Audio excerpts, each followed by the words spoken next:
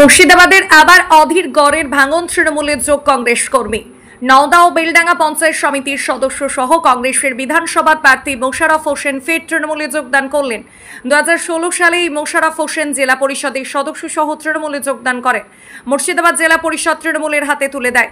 পরবর্তীতে তিনি আবার কংগ্রেসে যোগদান করেন। আজ বহরমপুরের ওয়াইমের ময়দান থেকে একটি বিশাল মিছিলের মাধ্যমে বহরমপুর তৃণমূল কংগ্রেসের পার্টি অফিসে মুর্শিদাবাদের বহরমপুর সাংগঠনিক তৃণমূল কংগ্রেসের সভাপতি অপূর্ব সরকারের হাত থেকে তৃণমূলের পতাকা গ্রহণ করে আজ থেকে আবার তৃণমূলে যোগদান করলেন। যোগদান করার পরেই জানান, বর্তমানে কংগ্রেসের অবস্থা শোচনীয়। আজ নওদা ব্লকের সমস্ত কংগ্রেস কর্মীরা তৃণমূলে যোগদান করেছে। পাশাপাশি বেলডাঙ্গার পঞ্চায়েত সমিতি 3 জন মেম্বার এসব হাতে যোগদান করেছে। বর্তমানে মুর্শিদাবাদে কংগ্রেসের অবস্থা শূন্য হলেও আগামী দিনে কংগ্রেসের আসনে বড় শূন্যের ডাক দিলেন তিনি।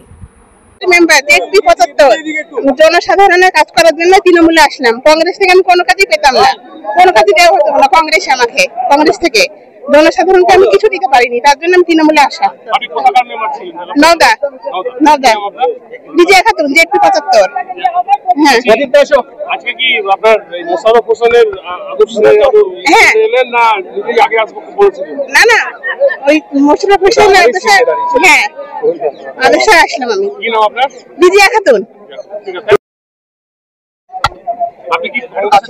না, আমি 2021 সালে নির্দলে দাঁড়িয়েছিলাম। একটু ভুলবশত আমি প্রথম থেকে তৃণমূল, এখনো মনে প্রাণে তৃণমূল, কিন্তু ভুলবশত নির্দলে দাঁড়িয়ে গেছিলাম।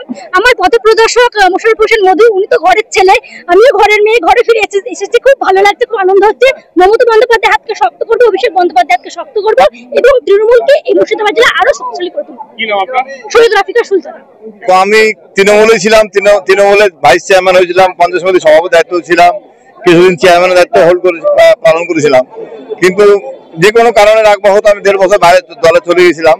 তো গিয়ে দেখলাম কংগ্রেসের কিছু নাই, আর ভবিষ্যৎ অন্ধকার দেখলাম।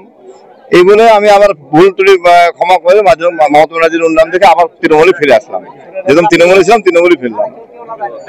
2016 সালে কংগ্রেস থেকে তৃণমূল, আবার তৃণমূল থেকে 2021 বিধানসভার আগে আবার কংগ্রেসে চলে যাওয়া, আবার তৃণমূল, এই প্রত্যাবর্তন নিয়ে কি বলবেন? এটা মানুষের পরিবর্তন, এটা মানুষ পরিবর্তন চেয়েছে। যে এখানকার কংগ্রেস বিজেপির সুরে কথা বলে, এখানকার কংগ্রেস মানুষের আন্দোলন নিয়ে কথা বলে না। এক শ্রেণীর দাসায়ন কোম্পানি, যেটা বাংলা মত জিডি বলা হয়, সেই জিডি দাস কংগ্রেসটাকে তার চালাচ্ছে বর্তমানে। সেই জায়গায় দাঁড়িয়ে মানুষের প্রত্যাশা পূরণে ব্যর্থ এখানকার কংগ্রেস বিজেপির সুরে কথা বলে। তাই একসময় তৃণমূলে ছিলাম মুর্শিদাবাদ, বিরোধীরা কথা বলবে, বিরোধীরা তো গোলাপ দিবে না। আর এখানকার যে নেতা, তার অতীত হিস্ট্রিটা আপনারা জানবেন, কখনো নকশাল, কখনো আরএসপি, কখনো ফরওয়ার্ড ব্লক, তারপর কংগ্রেস, কখনো নির্দল। তাই উপরে ঢিল মারার আগে নিজের দিকে তাকাতে হবে যে কে কেমন মানুষ, আর ইট মারলে পাটকেল খেতে হবে। আমার 39টা পঞ্চায়েত সমিতির মেম্বার ছিল। আমি যখন পঞ্চায়েত সমিতির সভাপতি হয় সেদিনকে আমি 24টা ভোট পাই, শাসক দলের ভোট পাই আমি। তারপরে আমি সভাপতি হয়েছিলাম 8/12/2023। তারপরে আজকে 20 মাস হচ্ছে।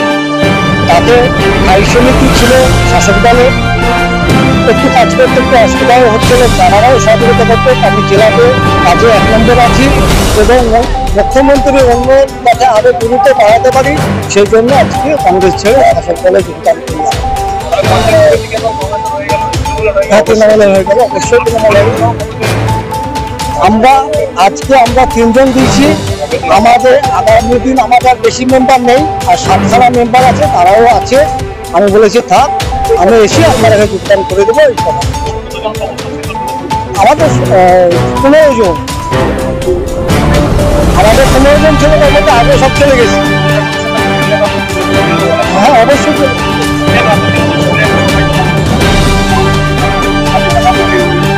না, কংগ্রেসের জোটার না সব ছেড়ে কংগ্রেসে আমরা সভাপতি হয়নি।